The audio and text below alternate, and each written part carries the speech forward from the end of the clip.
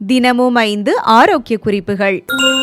வெந்தயத்துக்கு உடல் வீக்கத்தை தடுக்கக்கூடிய ஆற்றல் இருக்கு. இதனால மூட்டு வலி இருக்கிறவங்க தாராளமா வெந்தயத்தை எடுத்துக்கலாம். அது மட்டும் இல்லாம இதுல இருக்கக்கூடிய பொட்டாசியம் சத்து ரத்த அழுத்தத்தை குறைக்கும். இரும்பு சத்தினுடைய அளவு அதிகப்படுத்துறதுக்கும் வெந்தயம் ரொம்ப உதவியா இருக்கும். அதனால மூட்டு வலி இருக்கிறவங்க தாராளமா 1 டீஸ்பூன் வெந்தயத்தை தினமும் எடுத்துக்கலாம். ஏதாவது பூச்சிக்கடி, அதாவது தேல், பூரா, வண்டுக்கடி இந்த மாதிரி ஏதாவது பிரச்சனைகள் இருந்ததுன்னா வசம்பு கூட மஞ்சள் கலந்து தண்ணீர் தெளிச்சு நல்ல மை போல அரைச்சிடுங்க. அத அந்த கடிப்பட்ட இடங்கள்ல தேய்ச்சிங்கன்னா விஷம் முற்றிலுமா முறியும்.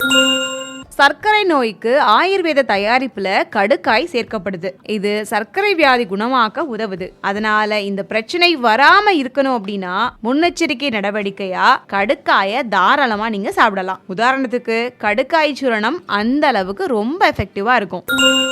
தவறான வாழ்க்கை முறை காரணமா அதிகமா பாதிக்கப்படுறது அப்படின்னா கல்லீரலும் சிறுநீரகமும் தான். இது சிலருக்கு நச்சுக்கிடங்காவே மாறிடுச்சு. மது, மருந்துகள், சுற்றுப்புற மாசு, ரெடிமேட் உணவுகள் சாப்பிடுறதுன்னு நம்ம உடலுக்கு தேவையில்லாத விஷங்கள் போக போக அது கல்லீரல்லையும் சிறுநீரகத்திலையும் நச்சுக்களா சேர்ந்துகிட்டே இருக்கு. இப்படி சேர்ந்து இருக்கக்கூடிய நச்சுக்களை வெளியேற்றதுக்கு ஜாதிக்காய் ரொம்ப சிறப்பா செயல்படுது. ஜாதிக்கால இருக்கக்கூடிய உட்பொருட்கள் கல்லீரல்லையும் சிறுநீரகத்திலையும் தேங்கி இருக்கக்கூடிய அழுக்குகளையும் நச்சுக்களையும் கரைச்சு வெளியேற்றதுக்கு ரொம்ப உதவியா இருக்கு. அந்த வகையில ஜாதிக்காய் நல்ல ஒரு டானிக் மாதிரி செயல்படுதுன்னே சொல்லணும்.